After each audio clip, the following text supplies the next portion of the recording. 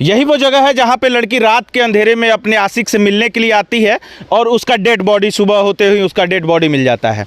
यहाँ देख लीजिए कि यहाँ पे फॉरेंसिक टीम अभी आई हुई थी, जो आपके स्क्रीन पे दिख रहा है वीडियो। फॉरेंसिक टीम आई हुई थी, यहाँ फॉरेंसिक जांच किया है उन्होंने।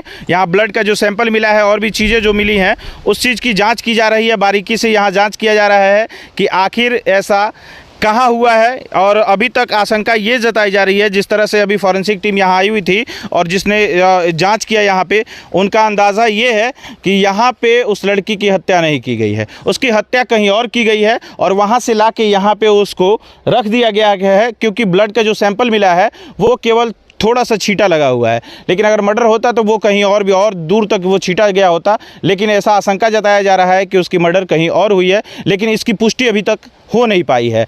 अभी एक चीज़ और भी निकल के इसमें सामने आ रहा है कि लड़की ने जो कपड़ा पहना था वो केवल ऊपर उसका कपड़ा था, नीचे जो कपड़ा है वो कपड़ा उसने नहीं पहना था। बाद में घर वाले जिस तरह से परिजन जब यहाँ पहुँचे, जब बॉडी उनको दिखी तो उस पर से कपड़ा वगैरह रखे वो लोग ढके।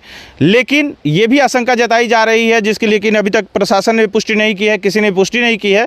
लेकिन लोगों का जो कहना है कि उसके साथ हो सकता है कि कहीं रेप भी हुआ हो, लेकिन इसकी पुष्टि हम भी नहीं करते हैं, प्रशासन भी नहीं कर रही है अभी तक पुष्टि। क्योंकि जब तक पोस्टमार्टम रिपोर्ट नहीं आ जाएगा, जब तक फॉरेंसिक टीम यहाँ जांच नहीं कर लेगी, जब तक रिजल्ट नहीं आएगा, तब तक ये पता नहीं चलेगा कि आखिर ऐसा क्यों हुआ। तक जो शक की सुई जो घूम रही है कि लड़की का जो मर्डर हुआ है उसके जिससे शादी तय हुई थी, यानी कि होने वाला जो पति था, उसने ही मर्डर किया है। क्योंकि प्रशासन ने उसको जब उठाया है और उठा के जब उससे पूछताछ कर रहा है, उससे जांच किया जा रहा है, तो लड़की के मोबाइल पे लगातार ये पता चल रहा है कि 18 से 20 घंटा लगातार वो लड़का बात करता था।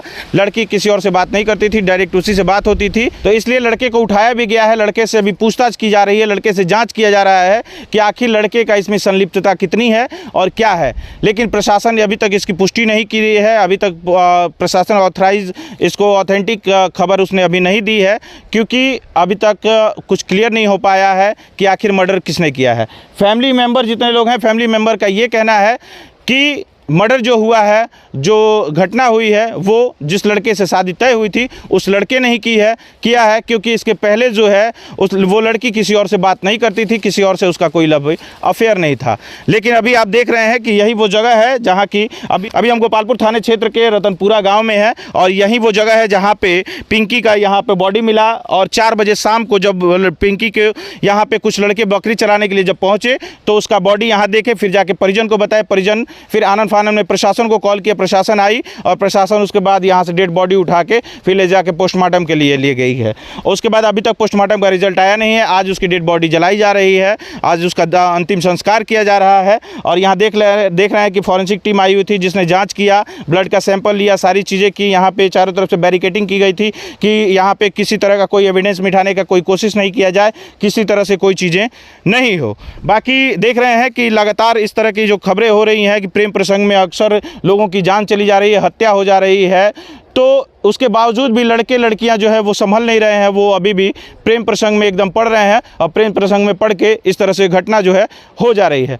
बाकी प्रशासन से ये आग्रह है कि प्रशासन इसमें मुस्तैदी से जांच करे और जितने लोग इसमें संलिप्त हैं उनके सारे लोगों पर कार्रवाई की जाए और परिजन को न्याय मिले।